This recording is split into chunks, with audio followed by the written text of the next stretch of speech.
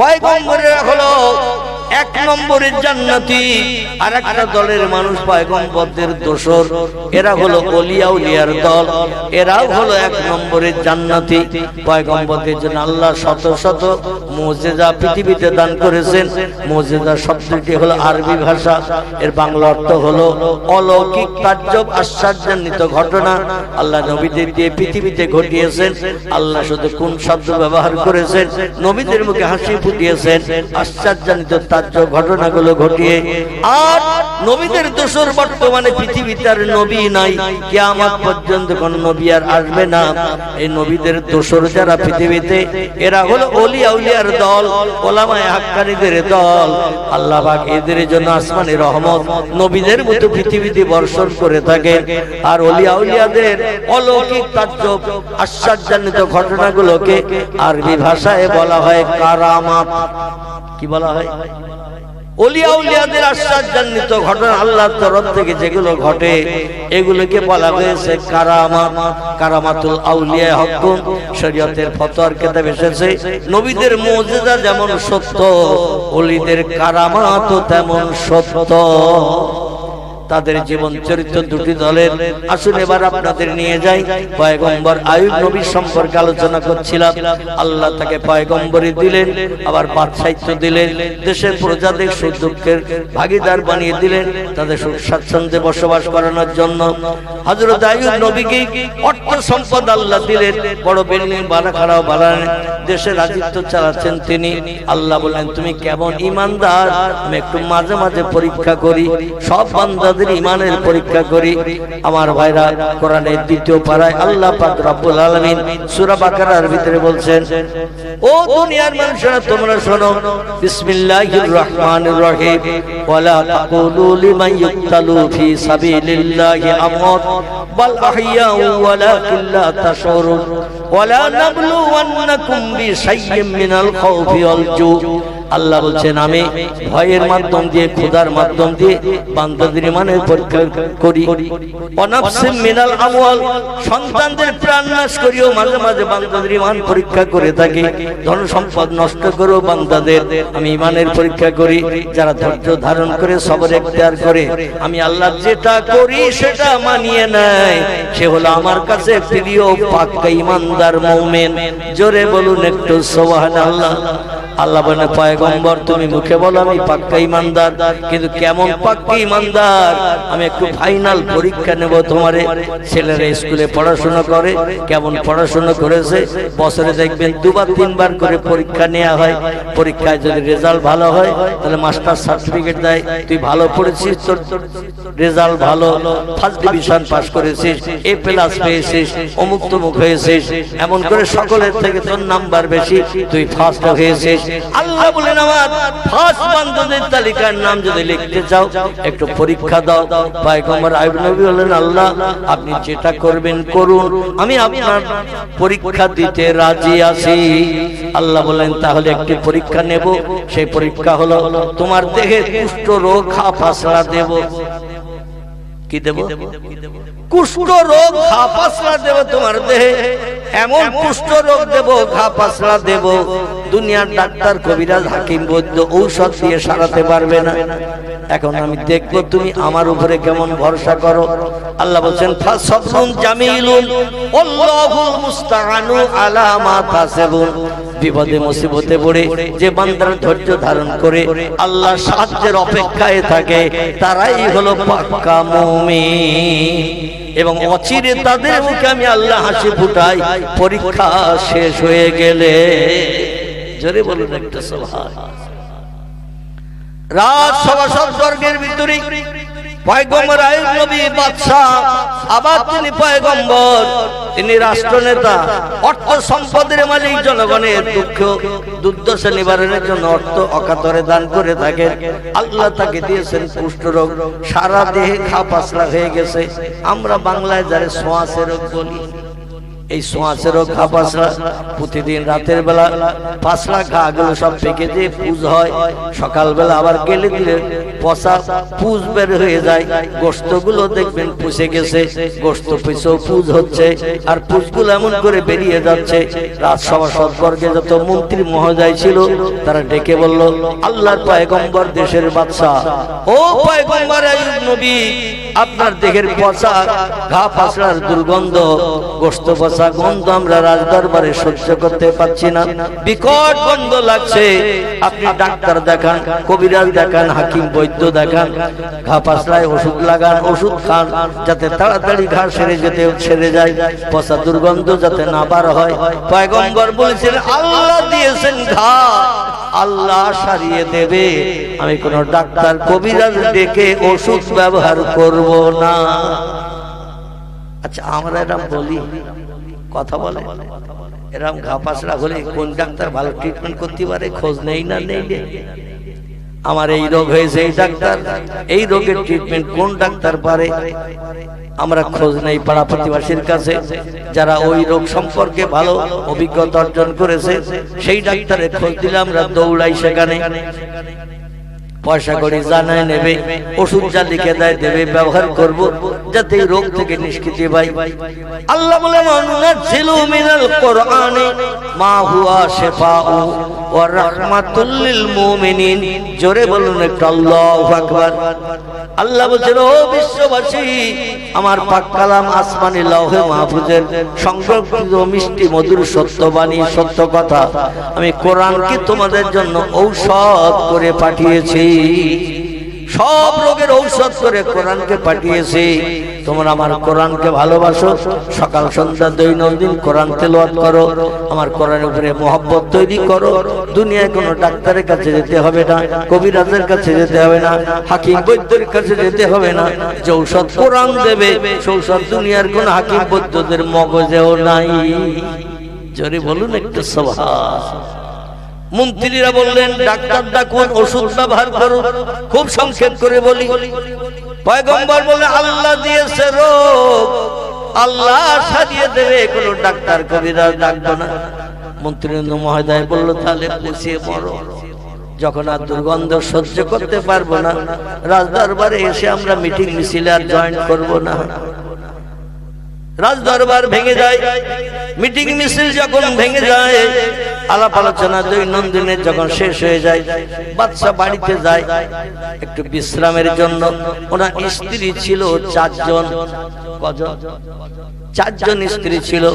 আমার ভাইরা, 3-3টে বিবি স্বামীর অবস্থা থেকে কিছুতে ওষুধ ব্যবহার করে না, ট্রিটমেন্ট করে না, ডাক্তার কবিরাজ বৈদ্য হাকিম ডাকে না। ওনার পাশে থাকলেও আমরা দুর্গন্ধ সহ্য করতে পারি না, নাকে কাপড় দিয়ে থাকতে হয়। গোস্ত পচলে বিকট গন্ধ হয় না? হয় না? গোস্ত পচা গন্ধ।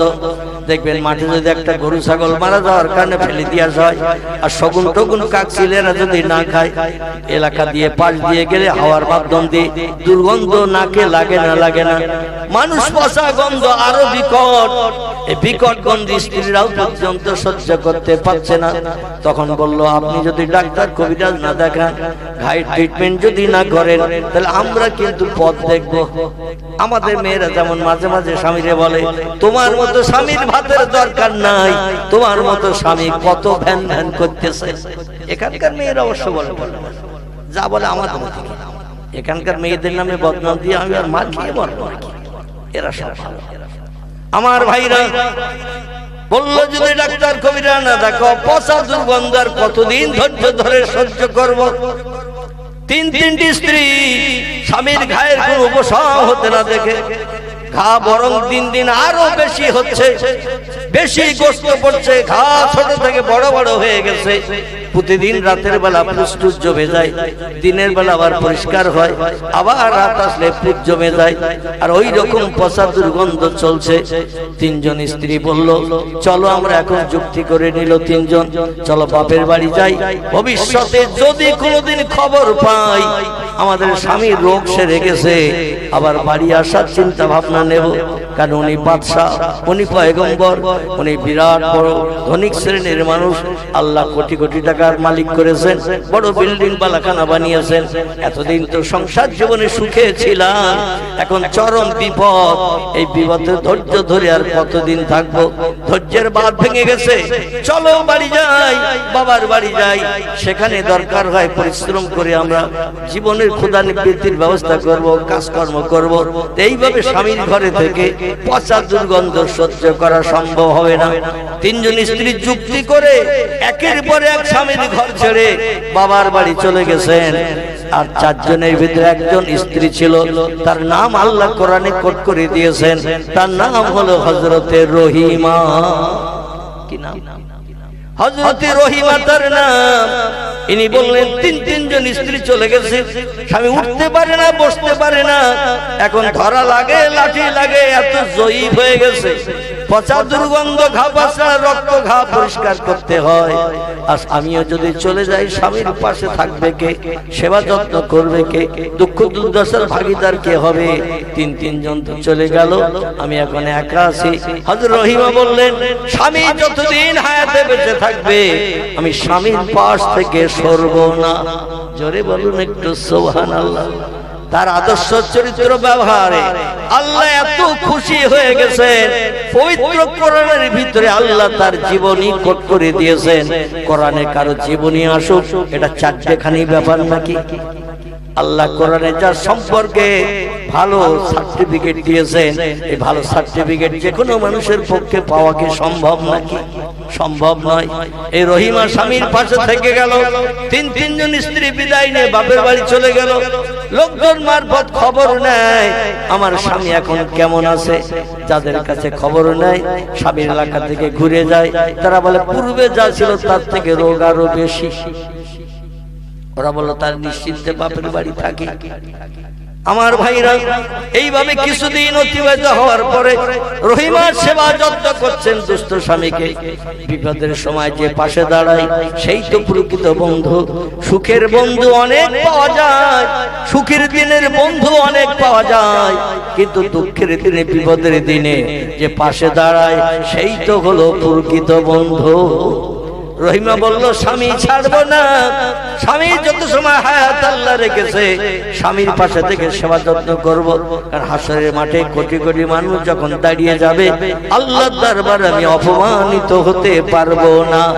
চিল্লাই বলুন একটু সুবহানাল্লাহ, নারে তাকবীর। হযরতে পয়গম্বর নবীর গায়ের পচা দুর্গন্ধ ঘা হাওয়ার মাধ্যম দিয়ে এত ছড়িয়ে গেল, রাস্তা দিয়েও লোকজন আর যেতে পারে না। তার রাস্তার বাড়ির সামনে দিয়ে ভ্যাক করে ভক করে গন্ধ লাগে, আর এত বিকট গন্ধ, নাক চাপলেও তবু হাওয়ার মাধ্যম দিয়ে কাপড়ের ভিতর দিয়ে পচা দুর্গন্ধ যায়। এলাকার মানুষ পয়গম্বরের বাড়ি দল বেঁধে আসলো। দল বেঁধে এসে বলল, পয়গম্বর আমরা একটা জিনিস আপনার কাছে জানতে এসেছি, বলতে এসেছি, যদি অনুমতি দেন তাহলে বলি। পয়গম্বর বলে, নাম ইয়া আখি ইয়া আইয়ুহার রাজুল, এ লোক সকল, জনসকল, কি উদ্দেশ্য নিয়ে এসেছে বলো। আমার কাজ হলো জনগণের মুখে হাসি ফুটানো, বিপদে পাশে দাঁড়ানো, সাহায্য সহযোগিতা করা, গরিব এতিম মিসকিনদের খাদ্য দান করা, তাদের ক্ষুধা নিবৃত্তি করা, এটা হলো পয়গম্বরদের কাজ। কি উদ্দেশ্যে আমার কাছে এসেছো? বলে, হয় আপনি দেশে থাকেন, আমরা ঘর বাড়ি ছেড়ে বিবি বাচ্চা নিয়ে অন্য দেশে চলে যাই, অন্যথায় আপনি চলে যান, আমরা বিবি বাচ্চা নিয়ে দেশে সুস্থভাবে বাস করি। দুটোর যে কোনো একটা পথ অবলম্বন করার জন্য আপনার কাছে অনুরোধ করতে এসেছি। হয় আপনি চলে যান, আমরা বিবি বাচ্চা নিয়ে যেখানে বাস করছি সেখানে বাস করি, অন্যথায় আমরা চলে যাই, আপনি পচা দেহ নিয়ে ঘরে থাকেন, আমাদের নাকি আর দুর্গন্ধ লাগবে না। পয়গম্বর বলেন, কুমিয়া আখি, ও ভাই একটুখানি দাঁড়াও, আমাকে একটু চিন্তা করতে দাও, আমাকে একটু চিন্তা করতে দাও। পয়গম্বর আইয়ুব নবী মাথা নিচু করে একটু চিন্তা করে বললেন, আমার একার জন্য তোমরা সমস্ত পাড়া প্রতিবাসী, দেশবাসী পচা দুর্গন্ধ সহ্য করতে পারছো না, তাই আমার কাছে রিপোর্ট করতে এসেছো। আমার একার জন্য তোমরা সবাই বিপদে থাকো, আমি ওটা পছন্দ করি না। বরং আমি যদি একা চলে যাই তোমরা সবাই দেশে সুস্থভাবে বাস করতে পারবে। চেপে আসে, চেপে আসে, সবাই সুস্থভাবে বাস করতে পারবে। তাই করি আমি চলে যাচ্ছি জঙ্গলে, যাতে আমার গায়ের পচা দুর্গন্ধ, ঘা পচা গন্ধ তোমাদের নাকে না লাগে।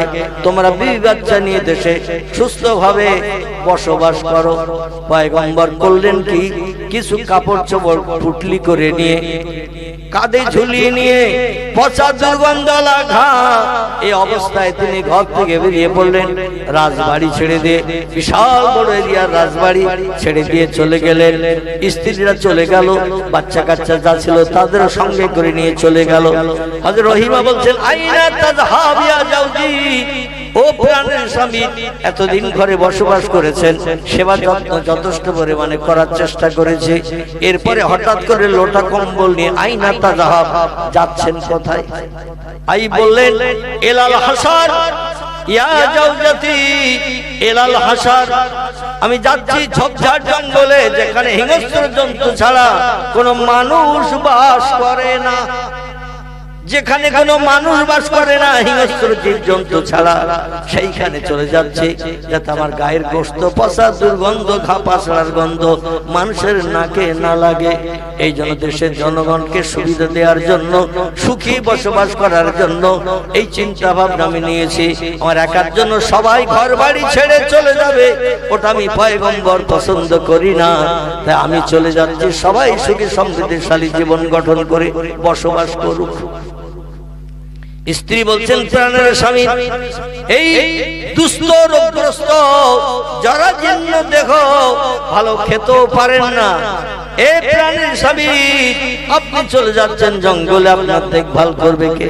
বলে, তিনটি স্ত্রী তো আমার এই অবস্থা থেকে চলে গেছে, তুমিও গেলেও যেতে পারো, কিংবা এই রাজবাড়িতে থাকলেও থাকতে পারো, আমি কাউকে কিছু বলবো না, কারণ আল্লাহ কি পরীক্ষা আমারে নিচ্ছে তা আমি জানি না। স্ত্রী বলেন, আপনি যাবেন যেখানে, আমাকেও পাবেন সেখানে। জোরে বলুন একটু সুবহানাল্লাহ। আপনি যাবেন যেখানে, আমাকেও পাবেন সেখানে। আর যেখানে যাবেন নির্জন জায়গায়, যেখানে লোকজন বাস করে না, পচা দুর্গন্ধ তাদের নাকে না লাগে, এই জন্য সেখানে আপনার ট্রিটমেন্ট করবে কে, দেখাশোনা করবে কে? এই জন্য আমি যদি আপনার সঙ্গী না হই, হাসরের মাঠে আল্লাহর দরবারে মুখ দেখাতে পারবো না।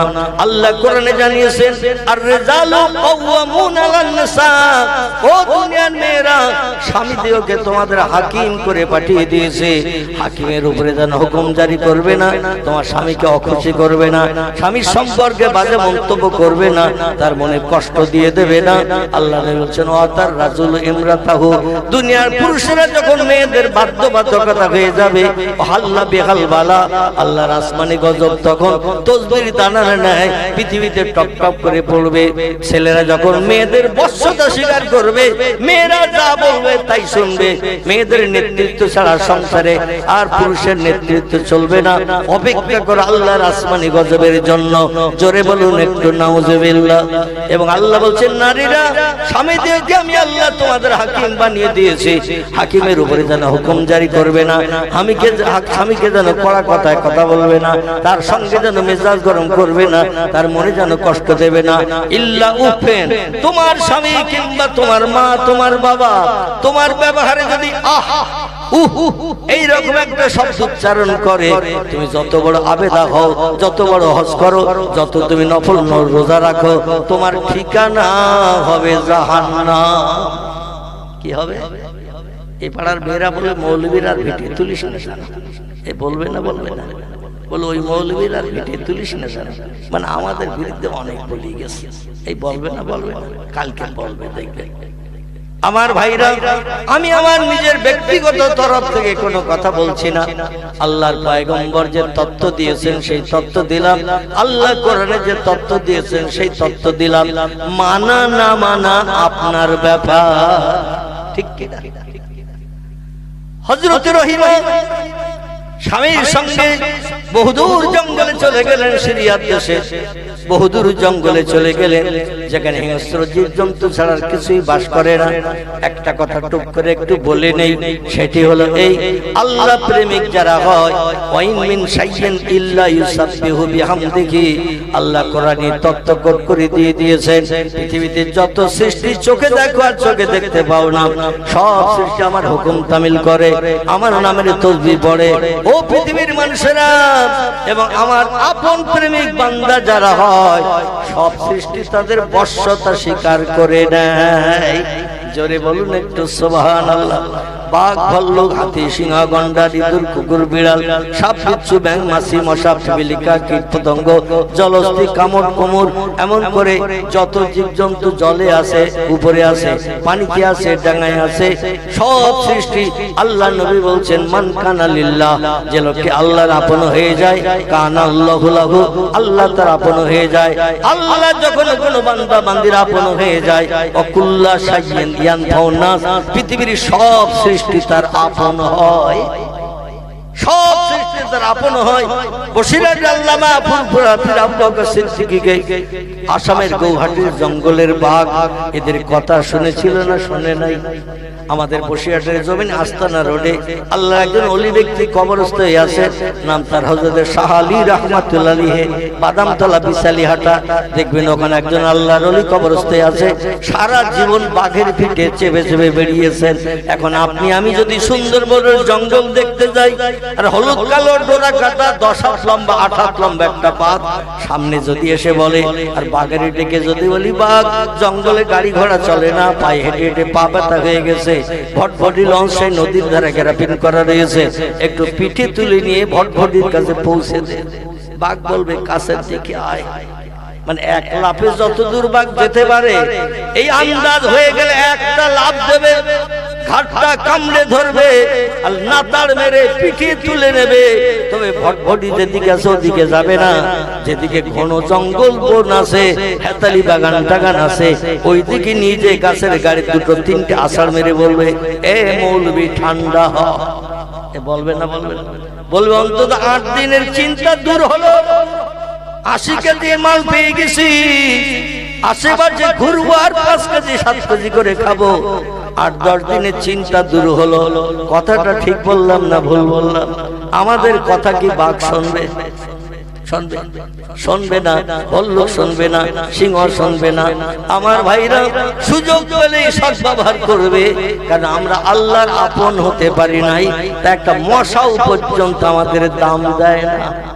ঠিক বললাম না ভুল বললাম? লাইলন নেটের মশারি টানিয়ে শুই মশার কামড়ের হাত থেকে বাঁচার জন্য, কিন্তু যে মশারির দরজা নাই, জানালা নাই, বিছানার তলায় গুঁজে দেওয়া হয়েছে তলার পশানটা, তবু রাত 1টার দিকে কানের পাশে দমদম এয়ারপোর্টের মতো আওয়াজ দিচ্ছে। দেয় না? দেয় না? হো করে কানের পাশে আওয়াজ দিচ্ছে। এ বলে ঢুকলি কোথা থেকে? বলে যেখানে একটু জায়গা পেয়েছি সেখান থেকে ঢুকেছি, কারণ আল্লাহ আমাদের জানিয়ে দিয়েছে, আমার নাফরমান বান্দা রাতের বেলা ঘুমাচ্ছে, অ্যাকশন কর। কিন্তু ফুরফুরার পীর আবু বকর সিদ্দিকী 22 বছর ধরে ধনপতার জবের ভিতরে ফুরফুরা শরীফ থেকে পশ্চিম দিকে যেতে জাঙ্গিপাড়া, কথায় কথায় এসে গেছে, তাই বলছি ফুরফুরা থেকে 1-1.5 কিলোমিটারের মতো রাস্তা জাঙ্গিপাড়ার দিকে যেতে, জাঙ্গিপাড়া যে ফুরফুরা থানা, ওই সামনের দিকে যেতে এক জায়গা আছে, জায়গাটির নাম হলো ধনপতা। বর্তমানে সেখানে ইটভাটা তৈরি হয়েছে, আগে ছিল ঝোপঝাড় জঙ্গল, দিনের বেলা কোনো মানুষ একা রাস্তা পাস করতো না, হিংস্র জীব জন্তুর ভয়ে। এখন সেসব ঝোপ জঙ্গল আর নাই, ইট ভাটা তৈরি হয়েছে গোটা 2 মতো। আমার ভাইরা, যেখানে আব্বাস সিদ্দিকী একটা বিশাল জনসেবামূলক প্রতিষ্ঠান তৈরি করার চিন্তা ভাবনা নিয়েছিলেন, তো বর্তমানে কাজ বন্ধ রয়েছে। আমি যেটা বলতে চাইছিলাম, ওইখান দিয়ে কোনো মানুষ দিনের বেলাও পাস করতে ভয় পেত, 2-5 লোক না হলে রাস্তা পাস করতো না। 2 দিকে ঝোপঝাড় জঙ্গল ছিল, হিংস্র জীব জন্তু বাস করত। এখান থেকে 100 বছর আগের কথা, ওই জঙ্গলের ভিতরে রাতের বেলা আল্লাহর নামের জপ জিকির করেছেন আবু বকর সিদ্দিক আল কুরাইশি, একটানা 22 বছর। ক বছর? একটানা 22 বছর বিবি বাচ্চার মায়ে ফেলে ছেড়ে সংসার ধর্ম পরিত্যাগ করে রাতের বেলা আল্লাহরই খুশি করার জন্য নিভৃতে গভীর রাত্রে ওই জঙ্গলের ভিতরে বসে বসে আল্লাহর ইবাদত করে আল্লাহকে আপন বানিয়েছেন। এই জন্য বাঘ পর্যন্ত তার বশ হয়েছে, জঙ্গলে জন্তু পর্যন্ত বশ হয়েছে। আল্লাহর কাছে যখন যেটা চেয়েছেন আল্লাহ না দিয়ে পারেন নাই। আর আমরা তো বিপদে পড়লে মেম্বার আছে, প্রধান আছে, এমএলএ আছে, ডাক্তার আছে, মাস্টার আছে, কত বন্ধু আছে, তাদের কাছে হাত পাতলে কিছু না কিছু সাহায্য পাওয়া যাবে। আল্লাহ বলেন দুনিয়ার মানুষের সাহায্য সীমিত কিছু সময়ের জন্য, আমার সাহায্য হলো চিরকাল। জোরে বলুন একটু সুবহান। হযরত রহিমা চিন্তা নিলেন স্বামীকে নিয়ে গহীন জঙ্গলে এসেছি, এখানে তো খাবার দাবার কিছু নাই, স্বামীকে না খাইয়ে রাখলে তো দুদিনে পটল তুলবে, দুদিনে তো মারা যাবে না খেয়ে অনাহারা। এই অসুস্থ রোগগ্রস্ত মানুষ কি করি? স্বামীকে ডেকে বললেন ইয়া যাও যে এই প্রাণের স্বামী জঙ্গল পছন্দ করেছেন, গায়ের পচা দুর্গন্ধ লোকের নাকে না লাগার জন্য এখন আমাদের তো ক্ষুধা নিবৃত্তি করতে হবে, বেঁচে থাকতে হবে, আল্লাহর রহমত কবে হয় অপেক্ষা করতে হবে। এই জন্য তো আপনি জঙ্গলে এসেছেন, এখন আল্লাহ কবে দয়া করবেন মুখে হাসি ফুটাবেন জানি না। এখন আপনি দিনের বেলা জঙ্গলের ভিতরে থাকুন, আমি একটা এই এলাকার লোকালয়ের দিকে যাই, যে কিছু খাবারের ব্যবস্থা করে নিয়ে আসি। খুব সংক্ষেপ কথা, হযরত রহিমা স্বামীকে জঙ্গলের ভিতরে ঘা পাশা রক্তপুষগুলো পরিষ্কার করে দিয়ে স্বামীকে একটু সুস্থ করে জঙ্গলের ভিতরে রেখে লোকালয়ে চলেছেন। জঙ্গলের ভিতর দিয়ে ভেদ করে আমার ভাইরা লোকালয়ে এসে বড় ধনির বাড়িতে ঝিয়ের কাজ করে, রাঁধুনির কাজ করে, ধোপার কাজ করে, ঝাড়ঝুট দেয়, বারান্দা ঘর উঠোন কাটান ঝাড়ঝুট দেয়, জামা কাপড় পরিষ্কার করে দেয়। এর বিনিময়ে বাড়িওয়ালারা পছন্দ করে যতটুকু খাবার দেয় ওই খাবার নিয়ে আবার সন্ধ্যার পরে জঙ্গলে ফিরে আসে। সারাদিন লোকের বাড়ি কাজ করে যা কিছু খাবার পায় ওই খাবার নিয়ে জঙ্গলে চলে আসে একটু পানি নিয়ে আর ওই খাবার নিয়ে। স্বামী সারাদিন অনাহারা, সন্ধ্যার পরে জঙ্গলে ফিরবো, স্বামীরে খাওয়াবো, স্বামীর উচ্ছিষ্ট যদি কিছু থাকে সকালের জন্য বাড়তি রেখে স্বামীকে খাইয়ে তো লোকের বাড়ি কাজে যেতে হবে। সকালবেলা কিছু নাস্তা করিয়ে টিফিন করিয়ে এই টিফিনের জন্য কিছু খাবার সকালের জন্য রেখে বাড়তি যদি থাকে নিজে খায়, যেদিন বাড়তি থাকে না সেদিন পানি পান করে রোজা রেখে যায়। জোরে বলুন সুবহানাল্লাহ। আর রহিমার আদর্শ চরিত্র আখলাক এত ভালো, এলাকার মানুষরা বলে আমাদের বাড়িতে কাজ করেন, আরেকজন ডেকে বলে আমাদের বাড়িতে কাজ করেন, আপনার কাজকর্ম পরিষ্কার পরিচ্ছন্ন, আপনার আচার ব্যবহার খুব ভালো। কারণ বিশেষ করে একজন পয়গম্বরের স্ত্রী, এই জন্য তার চরিত্র তো ভালো হওয়া স্বাভাবিক। ইবলিস শয়তানের পছন্দ হলো না রহিমা লোকের বাড়ি ঝিয়ের কাজ করে কাজের বিনিময়ে যে খাদ্য পায় সেগুলো নিয়ে জঙ্গলে চলে এসে স্বামীর সারাদিনের পিপাসার পানি পান করায়, খাদ্য জানে সেগুলো খাওয়ায়, আবার সকালবেলার জন্য কিছু বাড়তি রেখে যদি বাড়তি আরো কিছু থাকে সেগুলো রহিমা খায়। অন্যথা আল্লাহর মন্দিরের জন্য নফল রোজা রেখে দিনের পরে দিন কাটায়। ইবলিস শয়তানের ওটা পছন্দ হলো না। শয়তান ইবলিস একদিন মানুষের চেহারা নিয়ে ওই লোকালয়ে যাদের বাড়িতে রহিমা কাজ করে তাদের বাড়িতে যেয়ে বলছে, শোনো ওই মেয়েটার চরিত্র খারাপ, ও মেয়েটা খারাপ মানুষ, ওর চরিত্র খারাপ, তোমাদের বাড়িতে দৈনন্দিন কাজ করলে তোমাদের চরিত্র খারাপ হয়ে যাবে। কারণ খারাপ চরিত্র আলা, খারাপ আদর্শ আলা মানুষ বাড়িতে না থাকা ভালো। ও চোর যেমন তেমন ওর চরিত্র খারাপ, ওর আচার ব্যবহার খারাপ, ও পরকিয়া নাউজুবিল্লাহ, জীবন যৌবন বিক্রি করে দিয়ে এমন করে অর্থ উপার্জন করে থাকে। মানুষের কাছে কুযুক্তি দিল ওকে যেন খবরদার কাজে নিয়ে না, ও দেশ থেকে চলে এসেছে, মানুষের মারধর করে তাড়িয়ে দিয়েছে, তাই খারাপ চরিত্র হওয়ার কারণে তোমরা খবরদার যেন কাজে নিয়ে না। যুবক মানুষের রূপ নিয়ে ইবলিস শয়তান এই তত্ত্ব দিয়ে আসলো লোকালয়ের মানুষের কাছে। রহিমা পরের দিন কাজে চলে গেছে, কোন ব্যক্তি তার ডেকে আর কাজে নেয় না। অন্যদিন আসলেই বলে আমার বাড়ির কাজ করো, বলে আমার বাড়ির কাজ করো। আর সেদিন আর কেউ কাজে নেয় না। রহিমা বলে কি বিপদ হলো, কি অসুবিধা হলো? কাজ না হলে তোমার স্বামীর খাওয়া হবে না, সারাদিন জঙ্গলের ভিতরে অনাহারা উপোস রয়েছে, সন্ধ্যাবেলা খাবার নিয়ে দৈনন্দিন খাওয়াই অসুস্থ ব্যক্তি।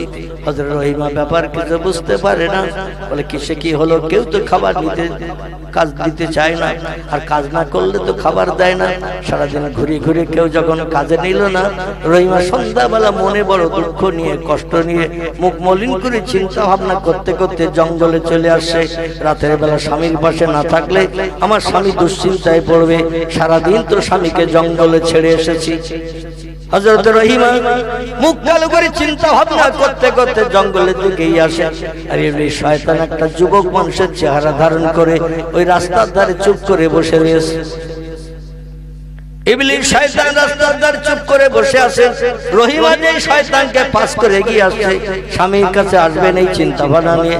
লোকটা বলছেন, কুম ইয়া আইয়ুহান নিসা, ও আগন্তুক নারী, একটুখানি কি দাঁড়াবে? বলে কি ব্যাপার ভাই, আমাকে দাঁড়াতে বলছো?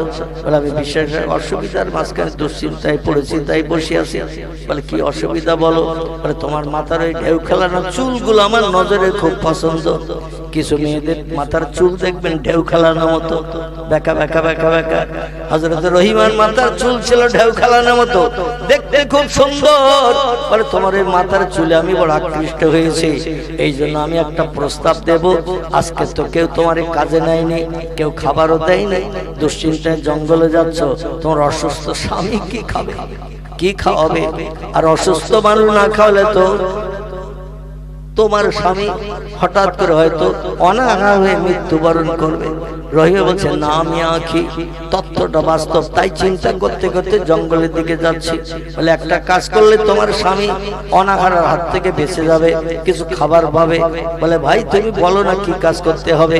বলে তোমার মাথার চুল আমার খুব পছন্দ, এই মাথার চুল যদি একটু কেটে দাও, আমার কাছে বিক্রি করো, তার বিনিময়ে কিছু পয়সা আমি দিতে পারি।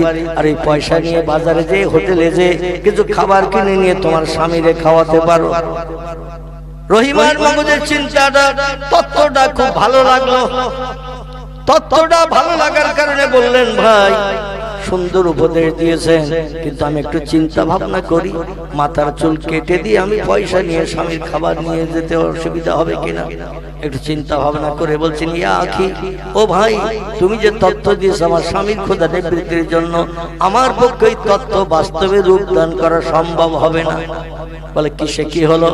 বলে আমার স্বামী অসুস্থ মানুষ, একা একা উঠতে পারে না, একা একা দাঁড়িয়ে থাকলে বসতে পারে না। আমার মাথার চুল ধরে আস্তে আস্তে ওঠে, আবার মাথার চুল ধরে আস্তে আস্তে বসে। আরে মাথার চুল কেটে যদি তোমার কাছে বিক্রি করে দিই, স্বামী আর ধরার কিছু পাবে না, উঠতে বসতে পারবে না, সারা দেহ ঘাপাসনায় ভর্তি, শরীর জরাজীর্ণ হয়ে গেছে। এই মাথার চুল বিক্রি করে খাবার নিলে আমার স্বামীর উঠতে বসতে অসুবিধা হবে, আমি চুল বিক্রি করব না। ইবলিস শয়তান যুক্তি দিয়ে বলছে, চুল কেটে নিলে ও তো 2-4 দিনের পরে আবার লম্বা হয়ে যাবে, একই রকম তো থাকবে না। 2-4 দিন একটু কষ্ট করে স্বামীকে ওঠা বসা করালে 2-4 দিনের ভিতরেই চুল লম্বা হয়ে যাবে। লম্বা যখন হবে তখন তোমার মাথার চুল ধরে তোমার স্বামী আবার ওঠা বসা করতে পারবে। রহিমা বললেন, সাদ্দাক্তা ইয়া আখি, সত্যি তোমার মগজে জ্ঞান আছে, যে তত্ত্ব দিয়েছো তত্ত্বটা আমার কাছে বিবেচিত হয়েছে। তাহলে এক কাজ করো, আমার মাথার চুল কিছুটা কেটে নাও, কিছুটা রাখো, যাতে আবার বেড়ে যেয়ে লম্বা হয়ে আমার স্বামীর উপকারে কাজে লাগে। ইবলিস শয়তান মাথার চুল অল্প রেখে বাকিটা সব কেটে নিয়েছেন, ঢেউ খেলানো দর্শনীয় চুল। এই চুল কেটে নিয়ে রহিমারে পয়সা দিলেন কিছু পোড়া কাপড় মার্কা। এরা আল্লাহ ছাড়া কাউকে চেনে না, আল্লাহ ছাড়া কাউরে জানে না, আল্লাহ যেটা বলে সেটা করার জন্য ব্যস্ত থাকে। এরা হলো আউলিয়ার দল। এই আউলিয়াদের ভিতরে কিছু মানুষের নাম আপনাদের কাছে বলি, নবীদের নামও আপনারা কম বেশি জানেন। আল্লাহ পাক কোরআন পাকের ভিতরে 1,24,000 পয়গম্বর এই পৃথিবীতে পাঠিয়েছেন। তাফসীরের কিতাবে তত্ত্ববিদরা এমন তথ্য দিয়েছেন। আবার কোন ব্যক্তি বলেছেন 2,24,000 পয়গম্বর আল্লাহ পৃথিবীতে মানুষকে হেদায়েত দিতে, সুপথ দেখাতে, ভালো ভালো উপদেশের কথা বলার জন্য 2,24,000 পয়গম্বর নবী আল্লাহ পৃথিবীতে পাঠিয়েছিলেন। আবার কিছু মুফাসসিরগণ বলেছেন পয়গম্বরের সংখ্যা না বলে তারা বলেছেন অগণিত পয়গম্বর পৃথিবীতে এসেছে। জোরে বলুন একটু সুবহানাল্লাহ। সংখ্যার কথা না বলে কিছু তাফসীর কারকেরা তাফসীরে রুহুল বায়ান, তাফসীরে মাওজিহুল কোরআন, তাফসীরে বায়ানুল কোরআন, তাফসীরে বাইজাবি, তাফসীরে কাশফ, তাফসীরে জালালুল কোরআন, তাফসীরে মারিফুল কোরআন, এইভাবে বিখ্যাত বিখ্যাত তাফসীরের কিতাবে লেখকেরা লিপিবদ্ধ করেছেন। নির্দিষ্ট সংখ্যা বলে দরকার নাই, যদি দুটো একটা কম বেশি বলা হয় তাহলে ভুল হয়ে যাবে। বরং বলা হোক অগণিত পয়গম্বর পৃথিবীতে মানুষকে সুপথ দেখানোর জন্য এসেছিলেন। জোরে বলুন একটু সুবহানাল্লাহ। এই অগণিত পয়গম্বরদের ভিতরে কোরআন পাকে আল্লাহ পাক 7 জন পয়গম্বরের নাম কোট করে দিয়েছেন। কতজন? 7 জন পয়গম্বরের নাম আল্লাহ কোট করে দিয়েছেন। অগণিত পয়গম্বরদের ভিতরে আল্লাহ যাকে যাকে পছন্দ করেছেন, যাদের আদর্শ চরিত্র ব্যবহার আখলাক আল্লাহর কাছে প্রিয় পছন্দনীয় হয়েছে, এদের কিছু জীবনী আল্লাহ কোরআনের ভিতরে কোট করে দিয়েছেন। তাদের জীবনের দিকে দৃষ্টি নিক্ষেপ করে আমাদের গাড়িটা চালাতে হবে, চরিত্র নামক গাড়িটা। ওই রাস্তায় যদি চালাতে পারি, আল্লাহর যেমন কাছের মানুষ তারা বলেছিলেন, আমরাও সেই রকম তাদের মতো আল্লাহর কাছের মানুষ হতে পারবো। জোরে বলুন একটু আমিন। আমি পয়গম্বরদের নাম কটা একটু বলি, তারপরে ওলিদের গোটা কয়েক নাম বলবো। এইভাবে আমি 2 দলের কিছু মানুষের জীবন আদর্শের তথ্য আপনাদের কাছে পরিবেশন করে ইনশাআল্লাহ দোয়ার মজলিসে দোকান হাত উঠিয়ে আমাদের আপনজন যারা দুনিয়ার মোহমায়া ছেড়ে কবরে কবরস্থ হয়ে গেছে, আমরা তাদের জন্য একটু দোয়া মাগফিরাত কামনা করে কোরিয়ান কম্বলের ভিতরে আমরা ঢুকে পড়বো ইনশাআল্লাহ। রাজি আছেন তো নাকি? না তার আগে উঠে যাবে? যদি বলেন তার আগে উঠবো তাহলে আমি আর শেষ পর্যন্ত বলবো না, আগে ভাগে দোয়া করবো। যেই অসুবিধা হবে আমার একটু নক করে দেবে, আমি সঙ্গে সঙ্গে আল্লাহু আমিন করে দেব। শীতের রাতে ফাঁকা জায়গায় লম্বা টাইম বসিয়ে রাখবো না।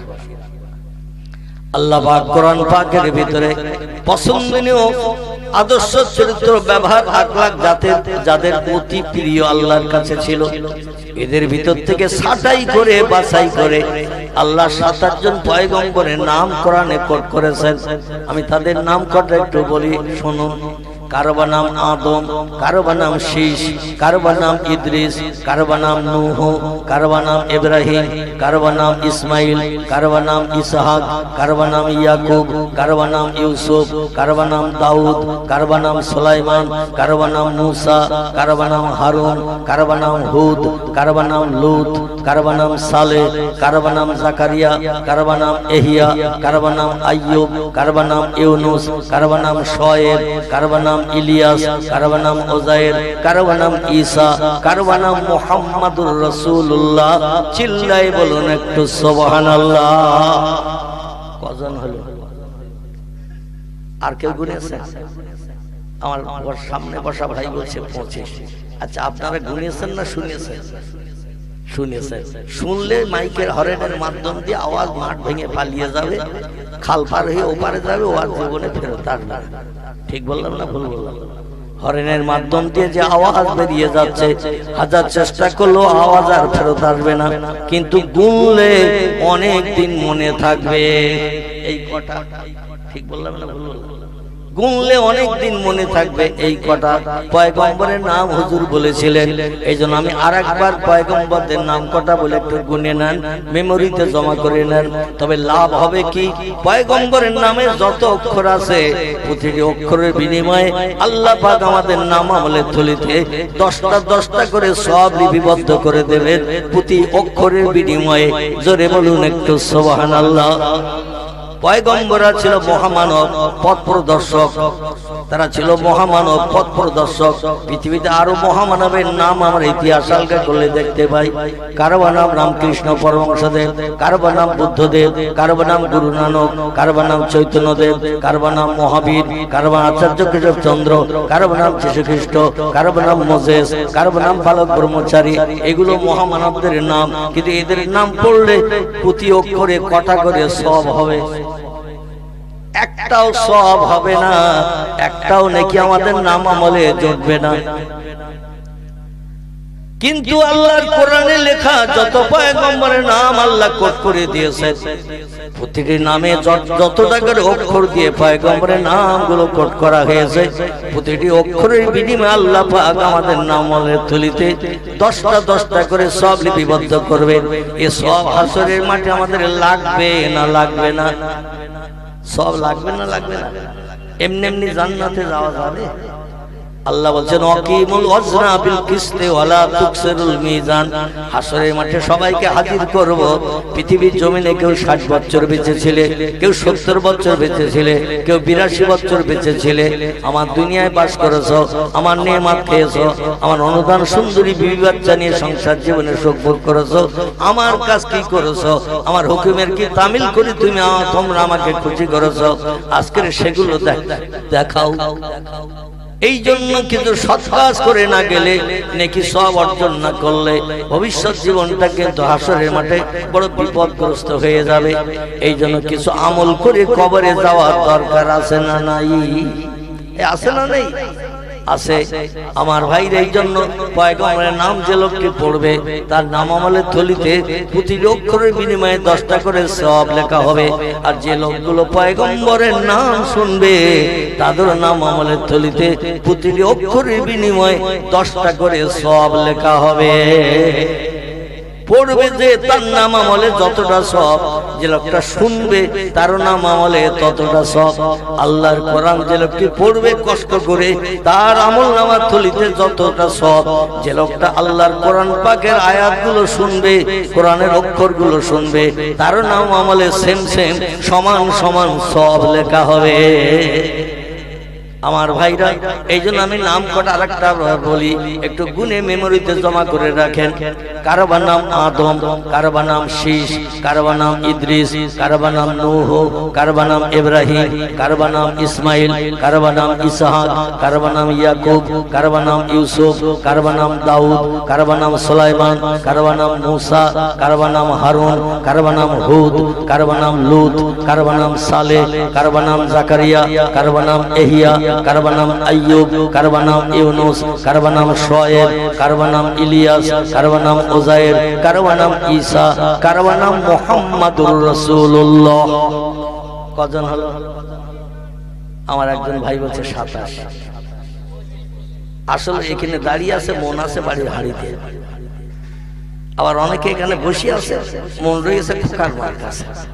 খোকার মা এখন কি করছে তা ঠিক নেই। আবার কেউ এখানে বসে আছে, মন আছে মোবাইল মেশিনের মনের মানুষের কাছে। কখন ফোন করবো বা ও করবে, কথা বলবো আমি কোথায় আছি, ও কোথায় আছে। ঠিক বললাম না ভুল বললাম? এখন মোবাইল মেশিনের সঙ্গে মগজ অ্যাডজাস্ট হয়ে গেছে। একেবারে ব্রেন মগজ মোবাইল মেশিনের সঙ্গে অ্যাডজাস্ট হয়ে কিছু সময়ের জন্য খোকার মাকে পরিত্যাগ করে। গরম হাড়ির ভালো ভালো রান্না বান্নার কথা একটু চিন্তা দূর করে। আমার ভাইরা, মনটা একটু এই মজলিসে রাখেন, তাহলে যেটা দেব তত্ত্ব সেটাই বুঝবেন। অন্যথায় আমি বলবো নেতাজি, আপনারা শুনবেন পেঁয়াজি।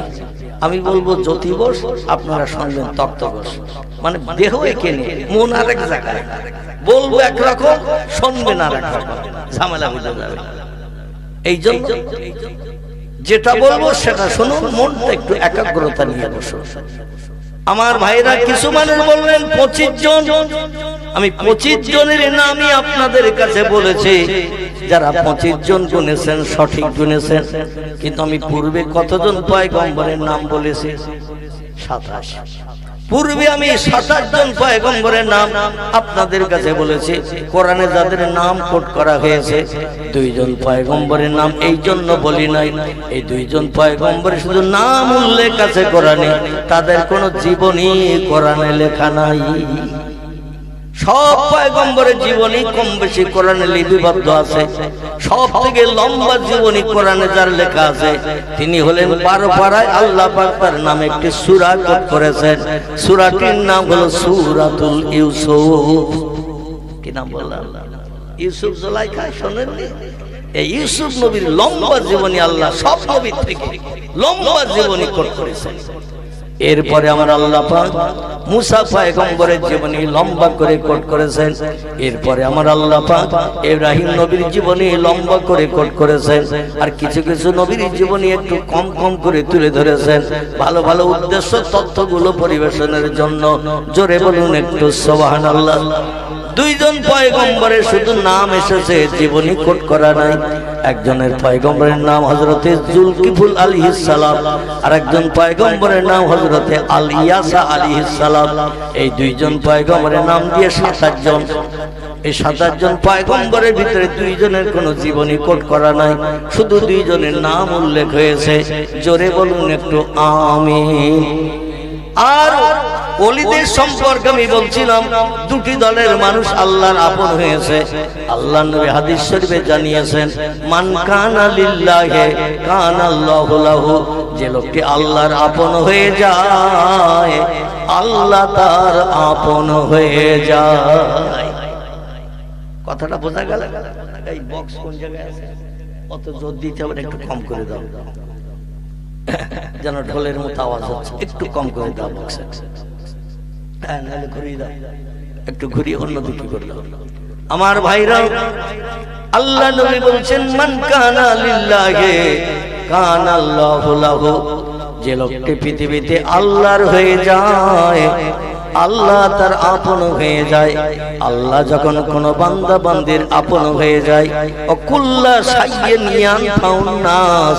পৃথিবীতে এমন কোন সৃষ্টি নাই, বাঘ ভাল্লুক হাতি সিংহ গন্ডার ইঁদুর কুকুর বিড়াল এমন করে মাছি মশা পিপিলিকা কীট পতঙ্গ জীব জন্তু যা কিছু আল্লাহ পৃথিবীতে বানিয়েছেন 18,000 মখলুকের কথা তাফসীরে কিতাবে লেখা আছে। তবে বর্তমান প্রযুক্তি যুগের বিজ্ঞানীরা দূরবীক্ষণ যন্ত্র আইগ্লাস, দূরবীক্ষণ যন্ত্র যারে বলা হয়, এই দূরবীক্ষণ যন্ত্র দিয়ে রিসার্চ করে বলছেন, আল্লাহ যদি 18,000 সৃষ্টি পৃথিবীতে পাঠিয়ে থাকেন পৃথিবীর সৌন্দর্য শ্রীবৃদ্ধির জন্য, বর্তমানে হাইব্রিড মার্কা প্রোডাকশন বাড়তে বাড়তে পৃথিবীতে সৃষ্টির সংখ্যা 1.5 লক্ষ ছাড়িয়ে গেছে। যা আগে ছিল না, এখন তাই হাইব্রিড প্রোডাকশন, বিজ্ঞানীরা প্রযুক্তির মাধ্যম দিয়ে নতুন নতুন জীব নতুন নতুন সৃষ্টি পৃথিবীতে আমাদের দেখিয়ে দিচ্ছে। কথাটা ঠিক বললাম না ভুল বললাম? আগে জার্সি গরু ছিল, 100 বছর আগে জার্সি গরু, মাথার দিকে দেখবেন গরুর মতো, পিঠের দিকে দেখবেন মহিষের মতো, ঠিক না ভুল? পিঠটা দেখবেন ঝুটি টুটির বালাই নাই, মহিষের পিঠটা যেমন সমান ও জার্সি গরুর পিঠটা তেমন সমান। এ আগে ছিল না, নতুন তৈরি হয়েছে বিজ্ঞানী প্রযুক্তিতে। হাইব্রিড মাগুর মাছ আগে ছিল 3 মাসে 5 কেজি 7 কেজি, যেমন খেতে দেবেন ও 24 ঘন্টা খায়, আর যেমন খেতে দেবেন তেমন বাড়বে। ঠিক বললাম না ভুল বললাম? সিলভার কাপ, গ্লাস কাপ, তেলাপিয়া মাছ, জাপানি পুঁটি আগে ছিল, এগুলো ছিল না।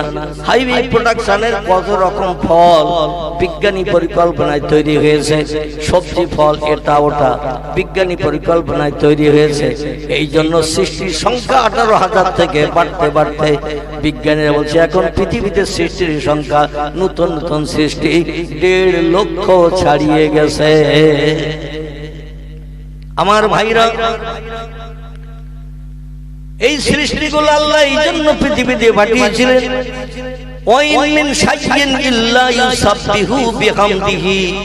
আল্লাহ বলছেন যা কিছু চোখে দেখতে পাও, যা কিছু চোখে দেখতে পাও না, সব সৃষ্টি আমার নামের জপ জিকির করে, আমার নামে তাসবিহ পড়ে।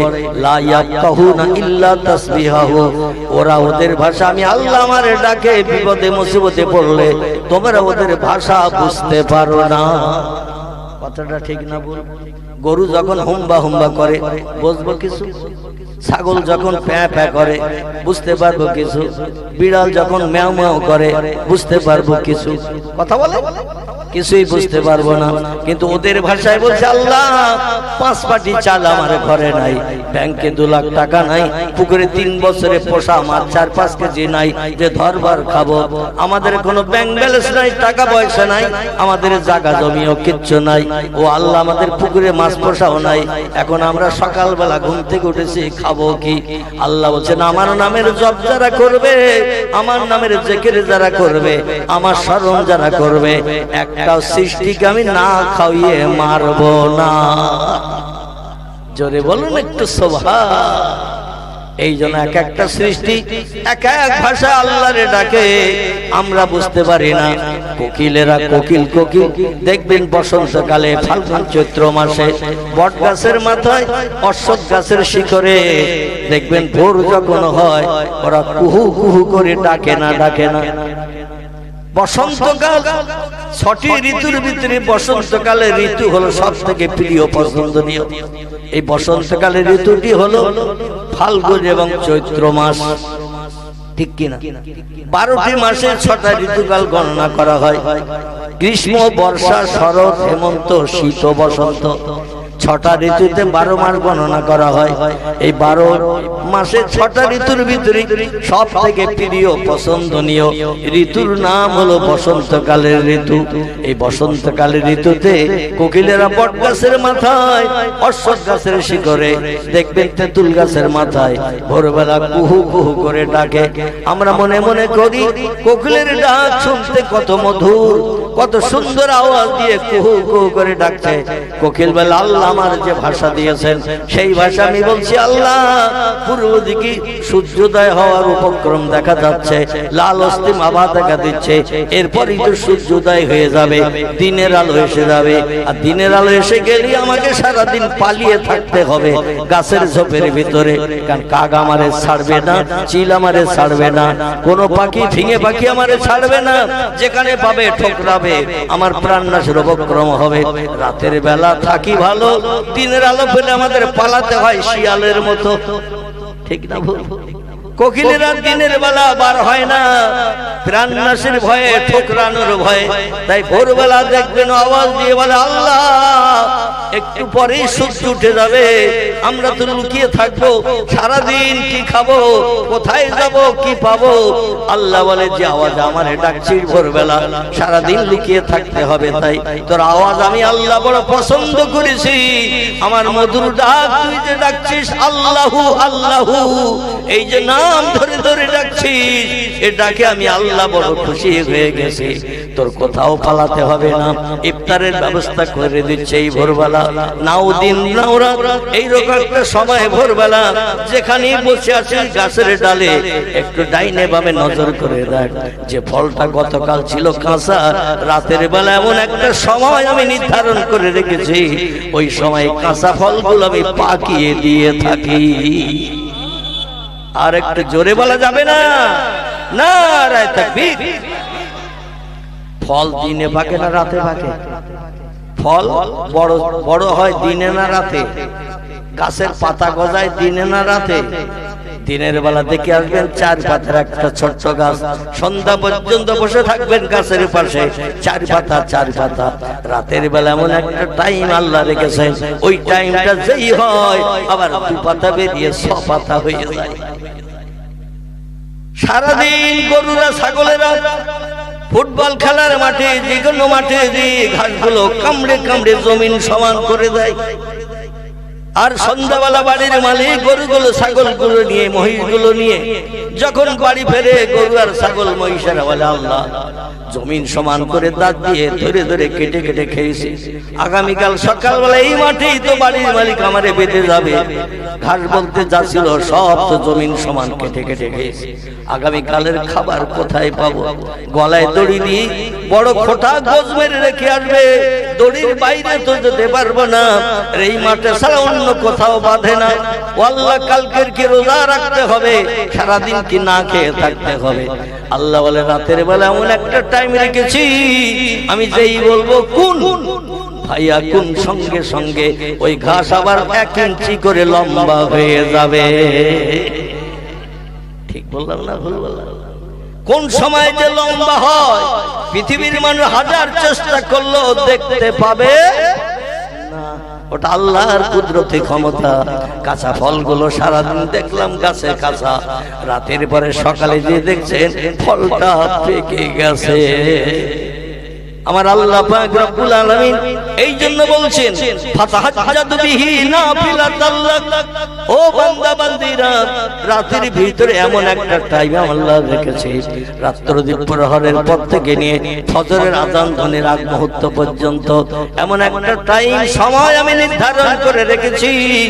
ওই সময় যে বান্দা বিবি বাচ্চা ছেড়ে শান্তির শয্যা ঘুমের বিছানা লাথি মেরে লেপ কম্বলে লাথি মেরে উঠে যায় নামাজের পাটিতে দাঁড়িয়ে যায়, আমি আল্লাহ আমার জামন্দির জন্য তাকবীর তাহরিমা বেদে রুকু সিজদা করে আমার নামের জপ জিকির করে সুবহানা রাব্বিয়াল আলা, সুবহানা রাব্বিয়াল আলা। জোরে বলেন আল্লাহু আকবার। আপনাদের এখানে সিজদা গেলে বোধহয় অন্য পড়ে কি? তাম পৃথিবীতে যত মসজিদ যত জায়গায় নামাজ হয় সিজদা তাসবিহ একই, ঠিক কি না? আমরা সিজদায় যে কপালে ধুলা মাখাই, নাকে খড় লাগায়, না খাসান দিয়ে দুই চোখের পাশে দুটো হাত রেখে বাইরের দৃশ্য দেখা থেকে চোখ দুটোকে আড়াল করে রাখি। এবার আমরা সেই মহান পবিত্র আল্লাহ, যিনি আমাদের খালেক, যিনি আমাদের মালিক, যিনি আমাদের স্রষ্টা, যিনি আমাদের বানিয়েছেন, তার নামের তাসবিহ পড়ি সিজদায় যে কপালে ধুলা মাখিয়ে নাকে খড় লাগিয়ে বলি সুবহানা রাব্বিয়াল আলা। এটা বলেন তো নাকি? তাসবিহটা হলো আরবি ভাষা, এর বাংলা অর্থ হলো হে মহান পবিত্র আল্লাহ, তুমি খাও না, তুমি ঘুমাও না, তুমি পেশাব করো না, তুমি পায়খানা করো না, তোমার বিবিও নাই, বাচ্চাও নাই, স্বামী স্ত্রী মিলন নাই, তুমি 24 ঘন্টা পবিত্র থাকো, তুমি কোনোদিন নাপাকি হও না। ও আল্লাহ, সেই তোমার পবিত্রতার গুণ কীর্তন করে বলছি, সব শক্তির ঊর্ধ্বে তুমি, তোমার উপরে ক্ষমতা বাড়ার কেউ নাই। কথাটা ঠিক না ভুল? আল্লাহর উপরে ক্ষমতা বানার কেউ আছে? আল্লাহর উপরে ক্ষমতা বানার কেউ নাই। আল্লাহু হাইয়্যুন কাইয়্যুম, তিনি চিরন্তন চিরজীবন্ত। সব সৃষ্টির মরণ হবে, যার মরণ নাই। ইন্নাল্লাহা আলা কুল্লি শাইইন কাদির, তিনি হলেন সব শক্তির ঊর্ধ্বে। তার মতো ক্ষমতা অতীতে কারো ছিল না, বর্তমানে নাই, ভবিষ্যতেও হবে না। সেই আল্লাহর নামে তাসবিহ আমরা সিজদায় যে পাঠ করি, এতে লাভ কি? ইমাম আবু ঈসা তিরমিজি রাহমাতুল্লাহ আলাইহি পবিত্র তিরমিজি শরীফের হাদিসে লিপিবদ্ধ করেছেন, পয়গম্বরের জবানি আল্লাহর নবী বলছেন, কোন ব্যক্তি যদি সিজদায় যে মাত্র 2 বার আল্লাহর নামের এই তাসবিহ পাঠ করেন, সুবহানা রাব্বিয়াল আলা, সুবহানা রাব্বিয়াল আলা, কবার পড়বে? 2 বার। পয়গম্বর তিরমিজি শরীফের হাদিসে তথ্য দিয়েছেন, বেশি বার পড়তে হবে না, 2 বার যদি কোনো ব্যক্তি তাসবিহটা কপালে ধুলা মাখিয়ে নাকে খড় লাগিয়ে জমিনে সিজদায় যে দুনিয়ার সব দৃশ্য দেখা থেকে বঞ্চিত হয়ে বিবি বাচ্চার কথা ভুলে যে, সংসার ধর্মের কথা ভুলে যে, ভালো মন্দ খাওয়া দাওয়ার কথা ভুলে যে, আমার জমিনে মাথা নত করে সিজদা করে যদি এই তাসবিহ 2 বার পাঠ করে, পয়গম্বর মুহাম্মদ রাসূলুল্লাহ বলছেন, আল্লাহ পাক তার এই তাসবিহতে এত খুশি সন্তুষ্ট হয়ে যায়, আল্লাহ ডেকে বলে, যা রে বান্দা যা, আমি তোর সারা জীবনের গুনাহ মাফ করে বেগুনাহ মাসুম বানিয়ে দিলাম। আর একটু জোরে বলা যাবে না? নারায়ে তাকবীর। কবার পড়লে? 2 বার। কিন্তু আমরা কতবার পড়ি? এই ঘুমিয়ে পড়েছেন সব। আমি বললাম ভুল হলে আমি চেষ্টা করব সংশোধনের, আর আমি ভুল বললে আপনারা ধরিয়ে দেবেন, কিন্তু আপনারা ইতিকাফে নিয়ত করে এখানে বসে পড়েছেন। কথা বলেন, আমরা কবার পড়ি? 3 বার, কম সংখ্যায় 3 বার। শুধু 3 বার নয়, কম সংখ্যায় 3 বার, তার কম আর পড়ি না। আর হাদিস শরীফে নবীজি বলছেন, 2 বার পড়লেই যথেষ্ট, বেশি পড়তে হবে না। সুবহানা রাব্বিয়াল আলা। এই তাসবিহ কোন বান্দা সিজদায় যে যখন দুটিবার পাঠ করে আল্লাহ এত খুশিতে বাগবাগ হয়ে যায়। আল্লাহ ডেকে বলেন, যা রে বান্দা যা, আমি তোর সারা জীবনের গুনাহ মাফ করে বেগুনাহ মাসুম বানিয়ে দিলাম। এই তাসবিহ আমরা একটু বেশি বেশি পড়ি না পড়ি? দেখবেন ইমাম সাহেবের পিছনে যখন জামাতে নামাজ পড়ি, ইমাম সাহেব কম সংখ্যায় 5 বার, উত্তর সংখ্যায় 7 বার, 9 বার, 11 বার পর্যন্ত পড়ে, ঠিক কিনা? অনেক মুসল্লি আছে এত ব্যস্ত, ইমাম সিজদায় গেছে, মুসল্লিও সিজদায় গেছে। কারণ কোরআনে আল্লাহ বলছেন, ওয়ারকাউ মার রাকিন ওয়াসজুদু মাস সাজিদিন। ও দুনিয়ার ইমানদার মুমিন মুসলমান আমার বান্দারা শোনো, ইমামের পিছনে যখন ইক্তেদা করবে নামাজের জন্য, ইমাম তাকবীর তাহরিমা বেঁধেছেন আল্লাহু আকবার বলে, ইমামের দিকে তুমিও তাকবীর তাহরিমা বেঁধে নাও। ইমাম সূরা কেরাত পড়ছে, তুমি শুনতে থাকো। ইমাম যখন সূরা কেরাত শেষ করে রুকুতে যাবে, সঙ্গে সঙ্গে তুমি ইমামের দেখা দেখে রুকুতে যাও। সুবহানা রাব্বিয়াল আযীম, সুবহানা রাব্বিয়াল আযীম। এই তাসবিহ 3 বার, মতান্তরে 5 বার ইমাম সাহেব পড়লো। ইমাম সাহেব না ওঠা পর্যন্ত তুমিও পড়ো। ইমাম সামি আল্লাহু লিমান হামিদা বলে ঠেলে উঠলো, তুমিও রব্বানা লাকাল হামদ বলে ঠেলে ওঠো। ইমাম যখন এবার আল্লাহু আকবার বলে সিজদায় গেল, তুমি ইমামের দেখা দেখে সিজদায় যাও। ইমাম সালাম ফিরলে তুমি সালাম ফিরাও। ইমামের নামাজ কবুল হলে সব মুক্তাদির নামাজ কবুল হয়ে যাবে। ইমামের নামাজ কবুল হলে মুক্তাদিদের আর চিন্তা নাই। আল্লাহ মুক্তাদি যারা পিছনে ইক্তেদা করেছে সকলের নামাজ কবুল করে নেবেন। এবং একা একা নামাজ পড়লে যে সব, জামাতে নামাজ পড়লে ইমামের পিছনে 70 গুণ বেশি সওয়াব। কগুণ? 70 গুণ বেশি সওয়াব। আল্লাহ আমাদের নাম আমলে থলি থলি বিবদ্ধ করবে। আর ইমাম যদি সিজদায় যায়, সিজদায় দিয়ে 2 বার পড়লে সারা জীবনের গুনাহ মাফ হবে, পয়গম্বর বলেছে। এতে কোনো সন্দেহ আছে আপনার? কারো সন্দেহ আছে? কারো সন্দেহ থাকা উচিত নয়। কারণ পয়গম্বরের টোটাল জবানে মুবারক হাদিসের কিতাবে যা কিছু লিপিবদ্ধ হয়েছে সব কথাগুলো সত্য। জোরে বলুন সুবহানাল্লাহ।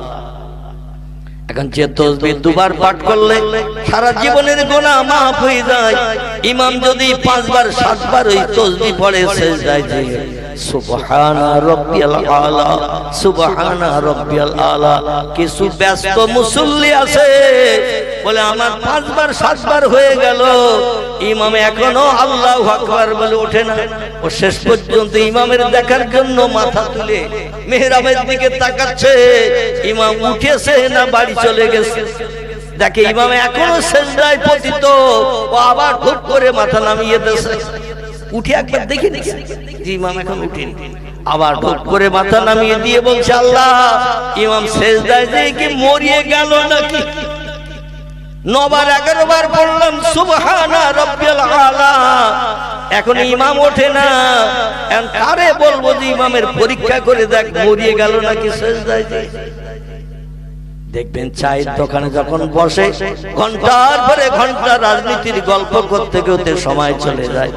আর মসজিদে যে জামাতে 2 রাকাত ফরজ নামাজ, 4 রাকাত ফরজ নামাজ পড়তে এদের গায়ে যেন 20 লাগা মতো হয়।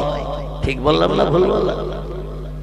মুসলমানদের গায়ে যেন 20 লাগা মতো হয় নামাজ পড়তে এত দেরি। আর চায়ের দোকানে বসে ঘন্টার পর ঘন্টা ন্যাংটা নারী নাচ ডান্স মুস্কি হাসি। এখন অধিকাংশ দোকানে 4 কোণা বাক্স রাখা হয়েছে। কি বাক্স? 4 কোণা বাক্স। এর ইংরেজি নাম হলো টেলিভিশন, ছবি দেখার যন্ত্র। যে দোকানে টেলিভিশন নাই ও দোকানে খরিদ্দার নাই। ঠিক বললাম না ভুল বললাম? যে দোকানে টেলিভিশন নাই ও দোকানে খরিদ্দার নাই। মানে কিছু চাটা খাবো, রাজনীতির গল্প করব, মাঝে মাঝে ন্যাংটা নারী দেখবো। পৃথিবীর মানুষকে বেঈমান বানানোর জন্য, চরিত্রহীন বানানোর জন্য এই টেলিভিশন যন্ত্রটাই হলো এনাফ। এই টেলিভিশন যন্ত্রটাই হলো এনাফ, যথেষ্ট বেঈমান বানার জন্য, চরিত্রহীন হওয়ার জন্য। খারাপ খারাপ কাজ করার জন্য এই যন্ত্রটা হলো যথেষ্ট। এই জন্য এই যন্ত্র থেকে একটু দূরে সরে থাকতে হবে, অন্যথায় আমি আপনি বেঈমান হয়ে যাব, কখন নিজেও খবর পাবো না। জোরে বলুন একটু নাউজুবিল্লাহ। আমার ভাইরা, আসুন আমরা সামনের দিকে গিয়ে যাই। আল্লাহ পাক রব্বুল আলামিন তিনি যে ইবাদতের হুকুম করেছেন, ইবাদত পৃথিবীতে দুটি দলের মানুষ বাস্তব জীবনে রূপদান করেছে। একটি দলের নাম হলো নবী আম্বিয়ার দল, একটি দলের নাম হলো ওলি আউলিয়ার দল। নবী হলো এক বচন, বহুজনকে বলা হয় আম্বিয়া। ওলি হলো এক বচন, বহুজনকে বলা হয় আউলিয়া। আসেন এবার নবীদের জীবনী চরিত্র কেমন, আর ওলিদের জীবনী চরিত্র কেমন, আর আমাদের জীবন চরিত্র কেমন, একটুখানি টালি করে যাচাই করে নিয়ে বাড়ি যাব। আল্লাহ আগামীতে যেন তাদের সাদা কাপড় মার্কার চরিত্র আমাদের জীবনের সঙ্গে প্রতিফলিত করে কবরে যাওয়ার তৌফিক দান করেন। জোরে বলুন একটু আমিন। একজন পয়গম্বরের নাম আপনারা জানেন। আমি যে 25 জন পয়গম্বরের নাম বলেছি, সবার জীবনী আলোচনা করা সম্ভব হবে না, কারণ লম্বা লম্বা জীবনী তাদের বর্ণনা করতে গেলে 2-4 রাত লেগে যাবে, তাও শেষ হবে না। আমি একজন পয়গম্বরের নাম বলবো। পয়গম্বরটির নাম হলো হযরতে আইয়ুব নবী। কি নাম বললাম? হযরত আইয়ুব নবী। যে 25 জন পয়গম্বরের নাম বলেছে, তার ভিতরে এই নামটা রয়েছে। পরবর্তীতে এই মেশিনের মাধ্যম দিয়ে আপনারা যখন খুলবেন নামটা বেরিয়ে যাবে। এই আইয়ুব নবীকে আল্লাহ পাক বাদশাহিত্ব দিয়েছিলেন, পয়গম্বরী দিয়েছিলেন, এবং কোটি কোটি টাকার মালিকও বানিয়েছিলেন। অর্থ সম্পদ হলো দেশের বাদশা, জনগণের এমন করে সুখ দুঃখের ভাগিদার বানার তৌফিক আল্লাহ তারে দান করেছিলেন। আইয়ুব নবীর জীবনী একটা ছোট্ট ঘটনার কথা আপনাদের কাছে বলবো। তারা কেমন আল্লাহর উপরে তাওয়াক্কুল ভরসা ছিল, আল্লাহর উপরে কেমন অনড় ছিলেন তারা, আর আমরা কেমন আল্লাহর সঙ্গে সম্পর্ক রেখেছি, একটুখানি যাচাই করে বোঝা যাবে আমাদের ইমানের জোর কতটা, তাদের ইমানের জোর ছিল কতটা। একটু প্রাণ ভরে মহব্বতে দরুদ শরীফ একবার আল্লাহুম্মা সাল্লি আলা মাওলানা মুহাম্মদ ওয়া আলা আলি সাইয়্যিদিনা। ইউসুফকে দেখে জুলাইখা পাগল, ইউসুফকে দেখে জুলাইখা পাগল, রসুলকে দেখে খাদিজা, সেই আশিকে মুসলিম পাগল, দরুদ পড়ো মুস্তাফা। আল্লাহুম্মা সাল্লি আলা মাওলানা মুহাম্মদ ওয়া আলা আলি সাইয়্যিদিনা মাওলানা। পয়দা হইয়া দিনের নবী, পয়দা হইয়া নূরের নবী, না দেখিলেন পিতার মুখ, 6 বছরের কালে নবী হারাইলেন যে মায়ের বুক। আল্লাহুম্মা সাল্লি আলা সাইয়্যিদিনা মাওলানা মুহাম্মদ ওয়া আলা আলি সাইয়্যিদিনা।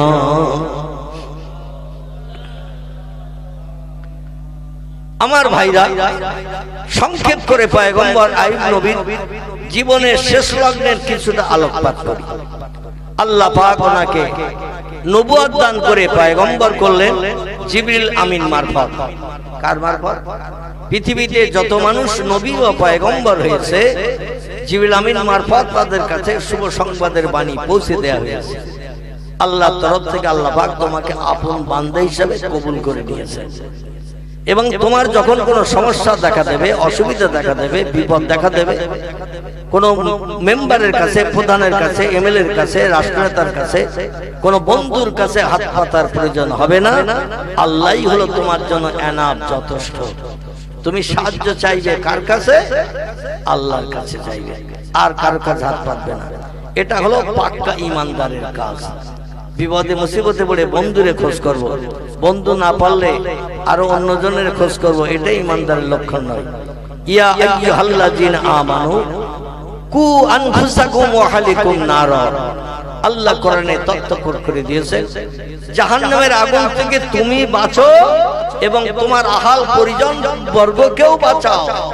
তুমি নিজে জাহান্নামের আগুন থেকে বাঁচার চিন্তা ভাবনা নিয়ে চলো না, এক অন্নভুক্ত আহাল পরিজন যারা আছে তাদেরও জাহান্নামের আগুন থেকে বাঁচাও। এ দায়িত্ব তুমি বাড়ির গার্জিয়ান তোমার কাছে চাপানো হয়েছে।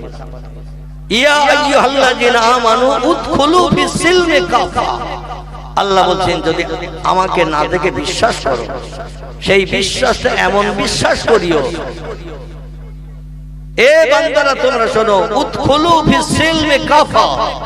ইসলাম শরীয়তের ভিতরে, ইসলামের পথে তুমি পরিপূর্ণ পরিচালিত হও।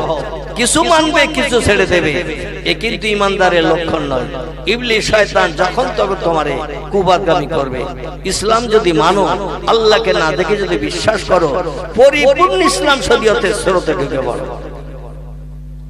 কারণ ওয়ালা তাত্তাবিউ খুতুওয়াতিশ শাইতান, কিছু মানবে, কিছু মানবে না। ইসলাম শরীয়তের আইন কানুন এমন ভাবে যদি চলো, ইবলিস শয়তান হলো তোমাদের চিরশত্রু, চির দুশমন। খুতুওয়াতিশ শাইতান তোমাদের প্রকাশ্য দুশমন, প্রকাশ্য শত্রু। ইন্নাহু লাকুম আদুব্বুম মুবিন। আর ওর কাজ হলো, ও যাবে জাহান্নামে, তোমাদেরও নিয়ে যাবে জাহান্নামে। এই জন্য পরিপূর্ণ ইসলাম শরীয়তের স্রোতে যদি ঢুকতে পারো, মুয়াজ্জিন আযান দিয়েছে, তাসের আড্ডা ছেড়ে দাও, ক্যারাম বোর্ড ছেড়ে দাও, জুয়ার আড্ডা ছেড়ে দাও, মসজিদে এসে ঢুকে পড়ো, মসজিদে ঢুকে পড়ো, আল্লাহর ইবাদত করো, ভালো ভালো কাজগুলো করো, সৎ কাজগুলো করো, ভালো ভালো কাজগুলো করো। সকাল সন্ধ্যা আল্লাহর পাক কালাম কোরআন তেলাওয়াত করো, তাসবিহ পাঠ করো, সুবহানাল্লাহ, আলহামদুলিল্লাহ, লা ইলাহা ইল্লাল্লাহ জিকির করো। মোবাইলে ন্যাংটানারি নাচ নাচ মুস্কি আসি আর গান শুনে সময় নষ্ট করিও না। ইবলিস শয়তানকে যদি সব সময় আল্লাহর হুকুম তামিল করে দূরে সরিয়ে রাখতে পারো, শয়তান তোমাদের কুপথগামী করতে পারবে না, কোনো খারাপ কাজে নিয়ে যেতে পারবে না, আর তোমার ঠিকানা হবে জান্নাত। জোরে বলুন একটু সুবহানাল্লাহ। পয়গম্বরেরা হলো এক নম্বরের জান্নাতি, আর একটা দলের মানুষ পয়গম্বরদের দোসর, এরা হলো ওলিয়া উলিয়ার দল, এরাও হলো এক নম্বরের জান্নাতি। পয়গম্বরদের জন্য আল্লাহ শত শত মুজিজা পৃথিবীতে দান করেছেন। মুজিজা শব্দটি হলো আরবি ভাষা, এর বাংলা অর্থ হলো অলৌকিক, তাজ্জব, আশ্চর্যান্বিত ঘটনা আল্লাহ নবীদের দিয়ে পৃথিবীতে ঘটিয়েছেন। আল্লাহ শুধু কোন শব্দ ব্যবহার করেছেন? নবীদের মুখে হাসি ফুটিয়েছেন আশ্চর্যান্বিত ঘটনাগুলো ঘটিয়ে। আর নবীদের দোসর বর্তমানে পৃথিবীতে আর নবী নাই, কিয়ামত পর্যন্ত কোন নবী আর আসবে না। এই নবীদের দোসর যারা পৃথিবীতে, এরা হলো ওলিয়া উলিয়ার দল, ওলামায়ে হাক্কানীদের দল। আল্লাহ পাক এদের জন্য আসমানি রহমত নবীদের মতো পৃথিবীতে বর্ষণ করে থাকেন। আর ওলিয়া উলিয়াদের অলৌকিক তাজ্জব, আশ্চর্যান্বিত ঘটনাগুলোকে আরবি ভাষায় বলা হয় কারামাত। কি বলা হয়? ওলিয়া উলিয়াদের আশ্চর্যান্বিত ঘটনা আল্লাহর তরফ থেকে যেগুলো ঘটে, এগুলোকে বলা হয়েছে কারামাত। কারামাতুল আউলিয়া হুকুম শরীয়তের ফতোয়ার কিতাব এসেছে, নবীদের মুজিজা যেমন সত্য, ওলিদের কারামাতও তেমন সত্য। তাদের জীবন চরিত্র দুটি দলের। আসুন এবার আপনাদের নিয়ে যাই। পয়গম্বর আইয়ুব নবীর সম্পর্কে আলোচনা করছিলাম। আল্লাহ তাকে পয়গম্বরী দিলেন, আবার বাদশাহিত্য দিলেন, দেশের প্রজাদের সুখ দুঃখের ভাগিদার বানিয়ে দিলেন, তাদের সুখ স্বাচ্ছন্দ্যে বসবাস করানোর জন্য। হযরত আইয়ুব নবীকে অর্থ সম্পদ আল্লাহ দিলেন, বড় বিল্ডিং বানাখারাও বানালেন, দেশে রাজত্ব চালাচ্ছেন তিনি। আল্লাহ বললেন, তুমি কেমন ইমানদার, আমি একটু মাঝে মাঝে পরীক্ষা করি। সব বান্দাদের বান্দাদের ঈমানের পরীক্ষা করি। আমার ভাইরা, কোরআনের দ্বিতীয় পারায় আল্লাহ পাক রব্বুল আলামিন সূরা বাকারার ভিতরে বলছেন, ও দুনিয়ার মানুষেরা তোমরা শোনো, বিসমিল্লাহির রহমানির রহিম, ওয়ালা তাকুলু লিমান ইউকতালু ফি সাবিলিল্লাহি আমওয়াত বাল আহইয়াউ ওয়ালাকিন লা তাশউরুন ওয়ালা নাবলুওয়ান্নাকুম বিশাইয়্যিম মিনাল খাউফি ওয়াল জু। আল্লাহ বলছেন, আমি ভয়ের মাধ্যম দিয়ে, ক্ষুধার মাধ্যম দিয়ে বান্দাদের ঈমানের পরীক্ষা করি। ওয়ানাফসিম মিনাল আমওয়াল, সন্তানদের প্রাণ নাশ করিও মাঝে মাঝে বান্দাদের ঈমান পরীক্ষা করে থাকি। ধন সম্পদ নষ্ট করেও বান্দাদের আমি ঈমানের পরীক্ষা করি। যারা ধৈর্য ধারণ করে সবর এখতিয়ার করে আমি আল্লাহ যেটা করি সেটা মানিয়ে নেয়, সে হলো আমার কাছে প্রিয় পাক্কা ঈমানদার মুমিন। জোরে বলুন একটু সুবহানাল্লাহ।